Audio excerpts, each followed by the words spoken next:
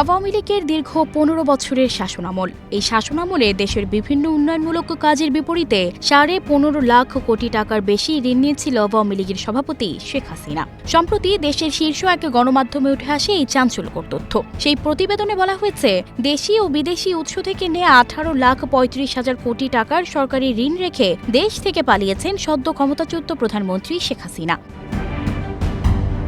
আওয়ামী লীগ সরকার ক্ষমতায় এসে বেশ কিছু মেগা প্রকল্প হাতে নেয়। সময় যেতেই প্রায় প্রতিটি প্রকল্পের ব্যয়ের পরিমাণ বেড়েছে।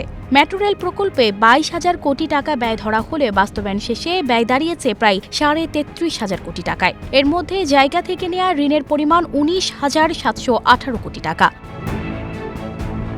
একইভাবে ৮,৫০০ কোটি টাকার বঙ্গবন্ধু টার্নেল নির্মাণে শেষ পর্যন্ত ব্যয় হয়েছে ১০,৬৮৯ কোটি টাকা। এই প্রকল্প বাস্তবায়নে চীন থেকে ঋণ নেওয়া হয়েছে ৬,০০০ কোটি টাকার বেশি। এর বাইরে আরও কয়েকটি মেগা প্রকল্প বাস্তবায়ন করেছে সরকার। অর্থের সদ্ব্যবহার না হওয়ায় জনগণের ওপর বেড়েছে ঋণের বোঝা। অর্থ মন্ত্রণালয়ের তথ্য অনুযায়ী ২০০৯ সালে শেখ হাসিনা যখন ক্ষমতা গ্রহণ করেন তখন সরকারের ঋণ স্থিতি ছিল মাত্র ২,৭৬,৮৩০ কোটি টাকা। সেই হিসেবে আওয়ামী লীগের ১.৫ দশকের শাসনামলে সরকারের ঋণ মোট ঋণের প্রায় ৮৫%। প্রতিবেদনে বলা হয়েছে, গত ১.৫ দশক ধরে ঘোষিত বাজেটে সরকারের পরিচালন ব্যয় মেটানো ও উন্নয়ন কর্মকাণ্ডের কথা বলে দেশি বিদেশি উৎস থেকে এই ঋণ নেওয়া হয়েছে। যদিও শেখ হাসিনা সরকারের বিরুদ্ধে সীমাহীন অনিয়ম দুর্নীতির সীমাহীন অভিযোগ রয়েছে। এ সময় অবাধ লুণ্ঠনের শিকার হয়েছে দেশের ব্যাংক খাত। জনগণের লুণ্ঠিত এসব অর্থ পাচার হয়েছে ইউরোপ, আমেরিকা সহ বিভিন্ন দেশে।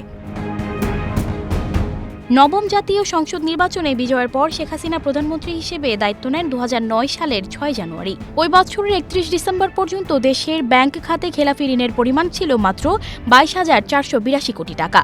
চলতি বছরের মার্চে সে খেলাপি ঋণের পরিমাণ ১,৮২,০০০ কোটি টাকা ছাড়িয়ে যায়।